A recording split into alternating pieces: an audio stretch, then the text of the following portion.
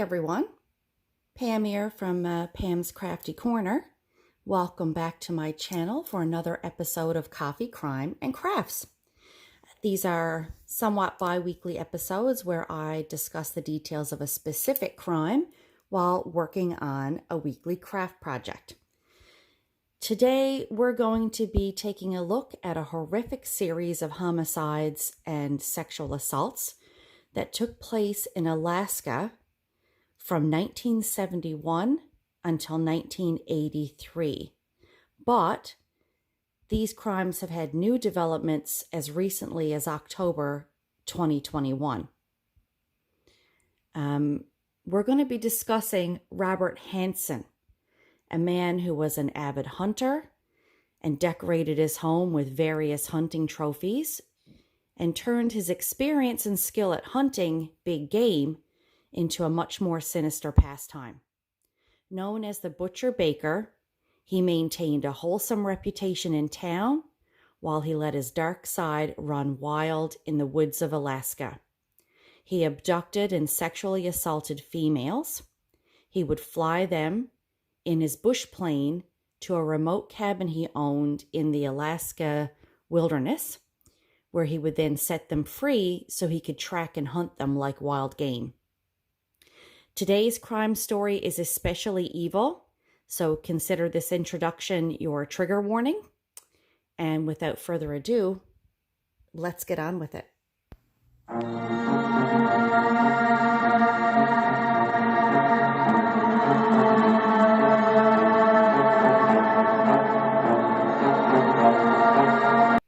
So as you can see, today I'm going to be working on my Winchester Mystery Mansion piece. This is a Debbie Patrick design. I'm nearing the finish. I'm stitching mine 2/1 on 18 count white Aida. And I just have this section of pathway and garden to finish. And then all of the back stitching on the rest of the house is done. I just need to finish the back stitching in this section here. So I'm on track to finish this by the end of this month. Halloween is my goal to have this piece finished by. So this week we are going to talk about Robert Hansen, the Butcher Baker, which is especially sinister and creepy. Thought it would be appropriate to talk about in the month of October. And at the end of the month, hopefully by the time I'm finishing this piece, I'm going to actually have a piece done for Coffee, Crime, and Crafts on the Winchester Mystery Mansion and Sarah Winchester. So for today, though, grab your cup of coffee or your snack of choice and your craft project. I, again, have an iced dark roast coffee because I'm doing this in the afternoon and I've already had my morning coffee today. And let's get into this. Okay, so I have this on my Lowry stand and I've got a camera mounted above, just hoping that you'll be able to see that. And we're going to ignore my ringing phone. So let's talk a little bit about Robert Hansen. He was born the day after Valentine's on February 15th, 1939, to parents Christian and Edna Hansen in Esterville, Iowa. Born the son of a Danish immigrant, Robert followed in his father's footsteps. And at a young age, he worked long hours in his family's bakery. As a child, he had a stutter and had severe acne as a teenager that left him scarred. He received very little attention from girls, and this left him feeling vengeful toward women as he grew into adulthood. 1, 2, 3, 4, 5, 6, 7, 8, 9, 10, 11. Just needed to count the number of stitches, and I've got one too many. There we go. Robert started hunting and archery, and he found some solace in these pastimes as he became more and more experienced and more skillful. He often won trophies for hunting contests. In 1957,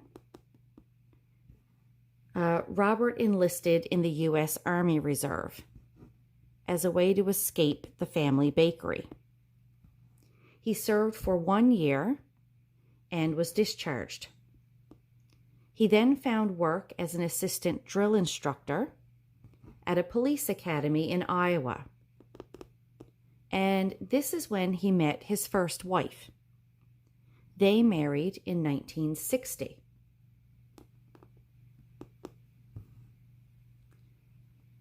Although Robert seemed to be carrying on a normal life, he still felt like he was an outcast in the community. On December 7th of 1960, at age 21, he was arrested. And he was charged with arson after a young accomplice confessed that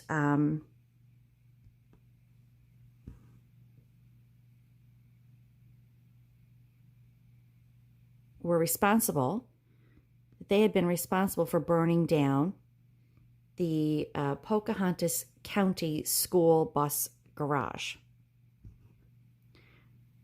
Robert was found guilty for this crime, and he was sentenced to 3 years in Anamosa State Prison.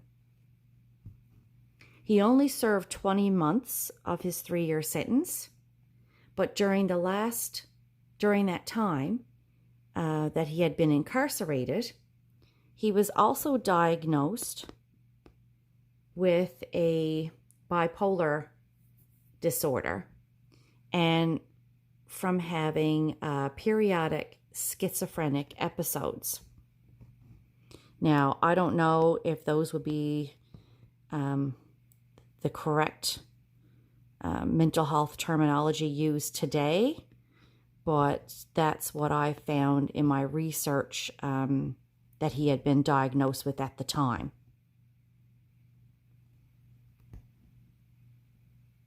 His wife also left him while he was in prison, and she filed for divorce.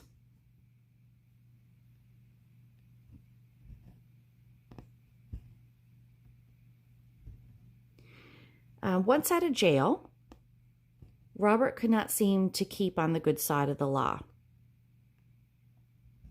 He was arrested several times for petty thefts over the next couple of years.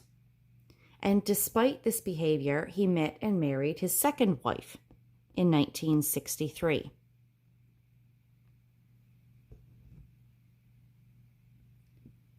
He and his second wife had 2 children together. And in an effort to settle down and raise their family well, Robert and his young family moved to Anchorage, Alaska in 1967. By all accounts, Robert seemed to fit in well in the community, and he opened a small bakery there. He was well liked, and he got involved with hunting competitions and even set several local hunting records in the area.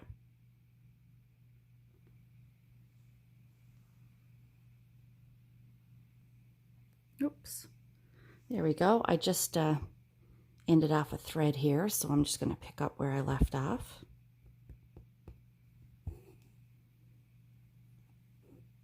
There we go. So it didn't take long before the cracks started to appear in Robert's clean family facade. In December of 1971, he was arrested for the abduction and attempted rape of a housewife whose identity is unknown. He was also arrested for the sexual assault of an unspecified sex worker. Oops, I didn't mean to finish that stitch. I'm going up to the next row. Here we go. And then I'll just work all of these back afterwards.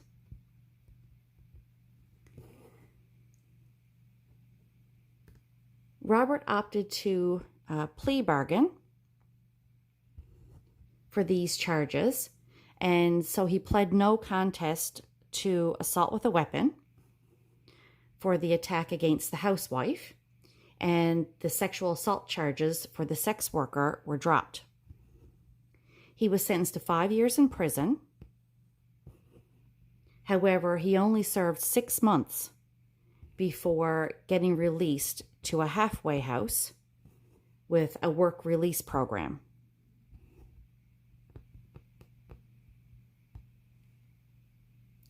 It is believed that Hansen's crimes escalated to murder by 1972. His modus operandi was to pick up sex workers, who he would then rape and torture before forcing them at gunpoint to his bush plane. He had a pilot's license, and he had his own small bush plane that he would often use to fly to his cabin. And I'm going to butcher the name of this, but his cabin was located in the Matanuska Susitna Valley, which was a secluded area approximately 56 kilometers or 35 miles north of Anchorage, Alaska. So he would fly these women up to his remote cabin, and he would then set them free and then hunt them until finally shooting them with his Marlin rifle, or he would stab them to death. All the while, he still had his family and his bakery back in the community.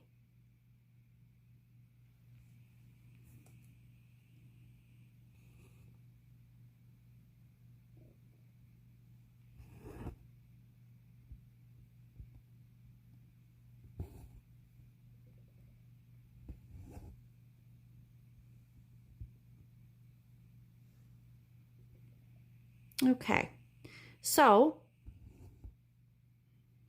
although Robert was doing a good job of hiding his truly horrifying pastime, he could not keep himself out of trouble.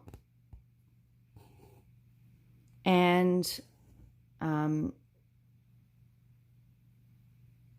1976, he was arrested after he was caught stealing a chainsaw from a store.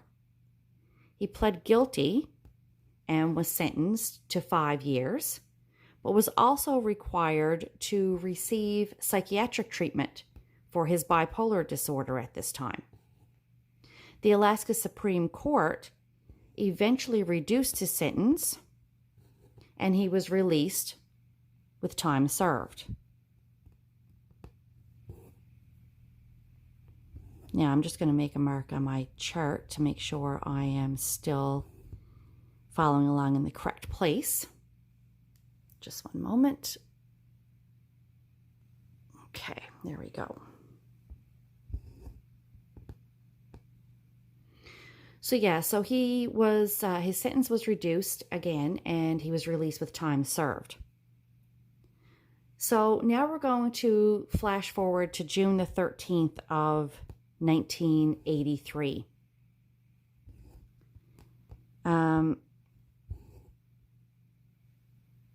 Hansen, on this day, was driving around looking for his next victim. He came upon a 17-year-old named Cindy Paulson, and he offered her $200 for oral sex, to which she agreed and got into his vehicle, in his car. Robert then pulled a gun on Cindy, threatening her, and drove her to his residence.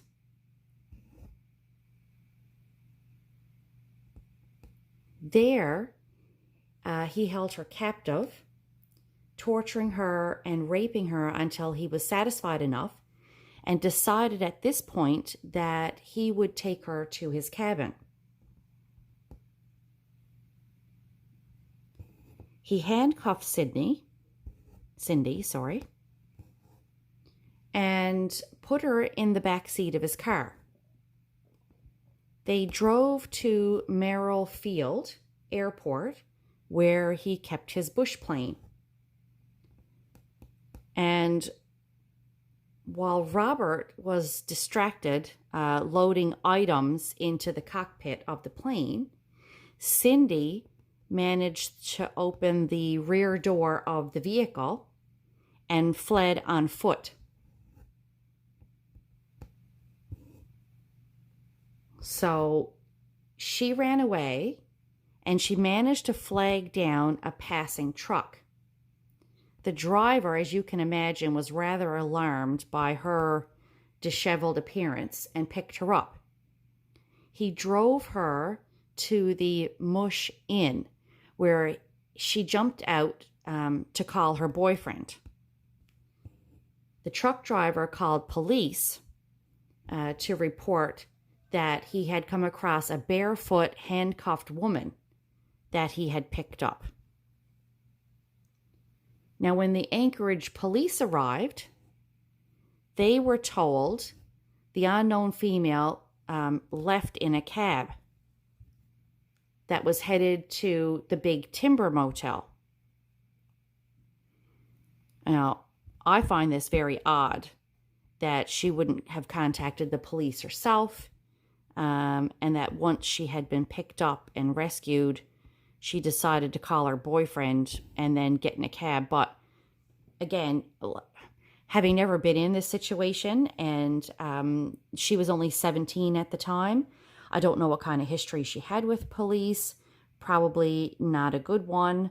If she was 17 and working as a sex worker, it's quite possible that she didn't think the police would do anything to help her. I don't know. But in any event, when the police got to the Mush Hotel, which is where the driver had picked her up, had dropped her off, she had already gotten into a cab and had left headed for this other motel, presumably to meet up with her boyfriend. So police managed to track her down in a room at that motel, and she was still wearing the handcuffs. Cindy was taken into police headquarters, and she described her perpetrator as well as the ordeal that she had been through. She recounted to police how she had been chained by her neck to a post in the basement of his residence, and that she had been repeatedly sexually assaulted there.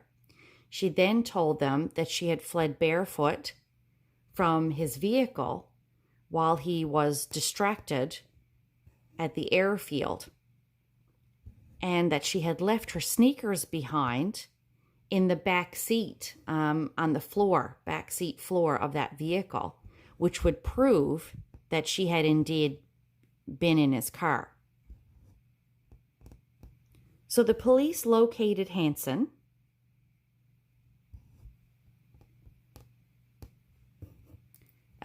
and questioned him about the ordeal.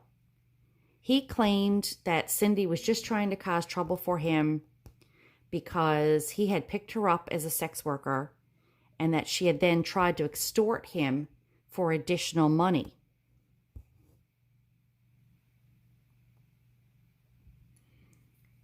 which he refused to pay. And Robert's quiet demeanor, I guess, and humbling occupation as a baker, along with an alibi from his friend John Henning, led police to believe that Robert's version of events were probably true over Cindy's. Anyway, given the fact that this guy had already been picked up previously for previous sexual assaults, he pled no contest, to the sexual assault of that housewife, but still, I find it hard to believe that they just let this guy go. But I guess, with someone willing to provide him an alibi, maybe that's how that came about. I mean, I can't even imagine.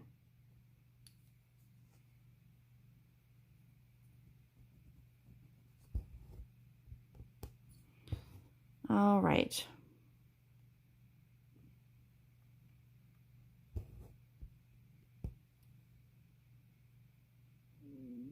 So even with all of Hansen's criminal history, he was once again free to pursue his horrendous pastime. So the question is, how did Robert eventually get caught?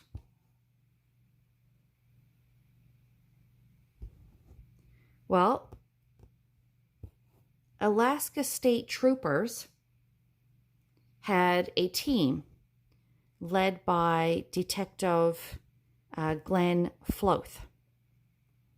And they had been investigating the discovery of several bodies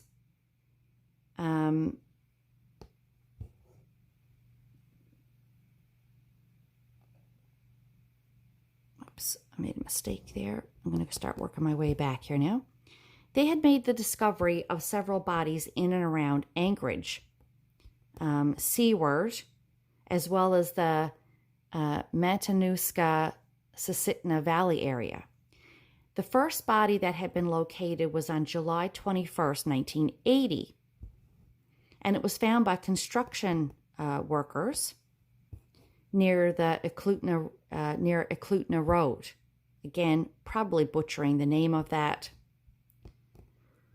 The unidentified female, who I guess was named or had become known as Eklutna Annie, appeared to be about 16 to 25 years old. She had been stabbed in the back and was discovered in a shallow grave just off the road. And her body had been partially scavenged by wild animals. Also in late July, the body of Joanna Messina, age 24, was found badly decomposed in a gravel pit near Seaward. 2 years later, in September of 1982, 23-year-old Sherry Morrow, who had gone missing in 1981, she was finally found in a shallow grave on the bank of the Nick River. Sherry had been shot in the back, but there were no bullet holes found in her clothing. This suggested to investigators that she had been shot while nude, and she had then been redressed by the killer afterward, before her body was finally discarded. At this point, Detective Floth contacted FBI Special Agent John Douglas. He requested help putting together a criminal psychological profile based on the three bodies, with possibly one killer. Special Agent Douglas felt that the killer would be an experienced hunter with low self-esteem and a history of rejection from women. He believed the killer would feel compelled to keep souvenirs of his murders, such as jewelry. He also suggested that the suspect might have a stutter. Now, how this still boggles me, like how profilers can come up with those sorts of determinations about a suspected killer. I mean, I certainly understand, like, thinking he was a hunter based upon the ways in which the women had been killed, the way in which their body had been discarded or tampered with, those sorts of things. But to say that someone has a stutter, I find that odd how that would, how they could include that in a profile of a suspect without having some idea as to who the suspect could be. So Detective Floth went back to the investigations with the profile in mind, and he eventually came upon Hansen as a potential suspect based on his previous history. He seemed to fit the profile, and he also had his own plane, which would give him access to the remote areas where these bodies had been found. Now I'm just going to tie off this thread. Okay, I think that's about where I had it set up. I'll just, the thread there is sticking up a little bit. Might be able to force it down by doing that. There we go. And I'll add in my new thread here. Just going to use a loop start from the front. There we go. Alrighty. So continuing on. So once they determined that Robert might be a suspect, and knowing that he had his own bush plane and that sort of thing, which would allow him access to these remote areas where some of the bodies had been located, Detective Floth, along with the Anchorage Police Department, secured a warrant to search Hansen's home, his vehicles, and his plane. On October 7th, 1983, almost 4 months after Robert's incident with Cindy Paulson, police found jewelry belonging to some of the missing women, along with a cache of various firearms in a corner of Hansen's attic. Investigators also found an aeronautical chart with 37, yep, you heard that right, 37 small X marks on the chart. And it was found hidden behind the headboard of Robert's bed. The marks on the map matched sites where prior bodies had already been located. And other bodies were subsequently discovered at other marked sites that had been previously unexplored by any investigators. Hansen was, of course, at this point taken into custody, and he continued to deny any wrongdoing. Eventually, though, he began to blame the behavior of the women as a way to justify his crimes. He did confess to each item of evidence as it was presented to him, and he finally admitted to a series of attacks that began as early as 1971. His earliest victims had been between the ages of 16 to 19 and had not been sex workers, unlike the later victims that eventually led to his capture. In the end, it seems that Robert was responsible for 17 murders and 31 plus sexual assaults. He was only formally charged with 4 murders, however, and that would have been the murders of Sherry Morrow, Joanna Messina, the female that was only known as Eklutna Annie because they had not been able to identify who she actually was, as well as a female named Paula Golding. He was also subsequently charged with the kidnapping and sexual assault of Cindy Paulson, the 17-year-old who had run away from him. It was only after ballistic tests returned a match between the bullets at the scene of the crime and Hansen's rifle that he finally decided to enter a plea bargain. He pled guilty to 4 murders and provided details about his other victims, and also assisted in deciphering the markings on his aviation map so that law enforcement could locate other victims' bodies. In return, he would be able to serve his sentence in a federal prison with no publicity in the press.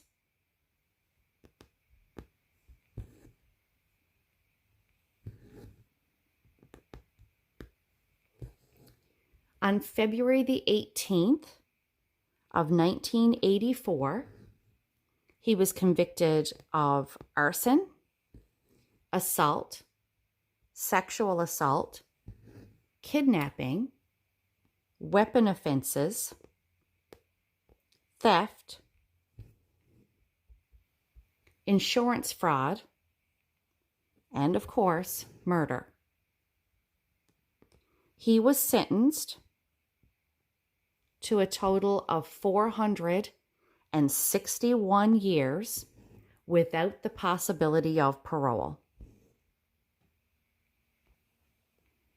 And I am just going to end these last 2 stitches and tie off my thread before I continue here.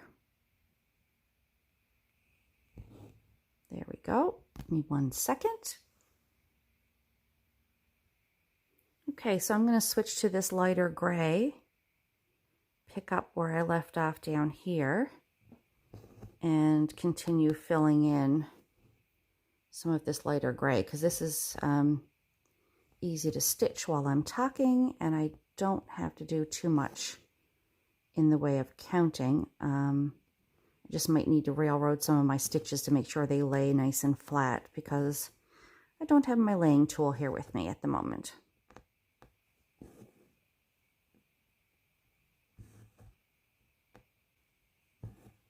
All right.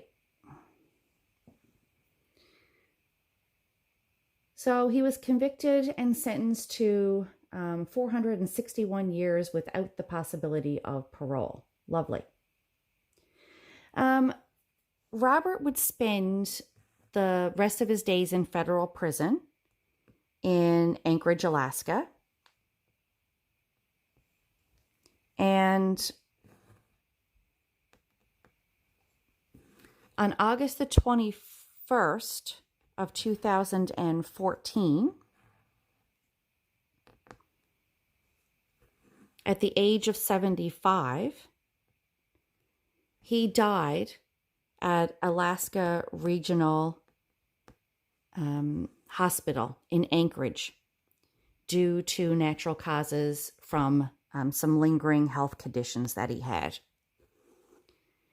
The last development in the saga of Robert Hansen, As I mentioned at the beginning, there had been some new developments in 2021. Well, the latest development occurred in October of 2021. Forensic genealogy identified another one of his victims, and it was the one who had previously been known by a name of Horseshoe Harriet, so called because this female had been located in an area. I don't know if it was called Horseshoe Ridge or Horseshoe something anyway, but they found a body there in April of 1984, and the female that they had nicknamed Horseshoe Harriet was actually 19-year-old Robin Pelkey, who had been missing since January of 1983. So, decades after her disappearance and years after his death, one of his last victims was also identified, or I should say was finally identified. I believe the female known as Eklutna Annie has never been actually identified. Certainly, as with most unsolved cases, if anyone has information leading that could, provide information to the police, you can certainly contact the Alaska authorities. Otherwise, we have now come to the end of another episode. Due to the stories associated with my coffee, crime, and craft videos, I won't say I hope you enjoyed the episode. But if you do appreciate the content and the time it takes to research and present these cases in a respectful and decent manner, please feel free to give the video a like and subscribe to my channel so you won't miss any upcoming content. I'll do my best to continue to upload my coffee, crime, and craft videos every second week. And I will also be doing an update, just a general update on my crafting adventures over the last month. I plan to do that this week coming. If you'd like to support my channel and the time it takes to prepare each episode, feel free to check back and check out my Buy Me a Coffee link, which is in the description box below. A coffee, of course, is always appreciated.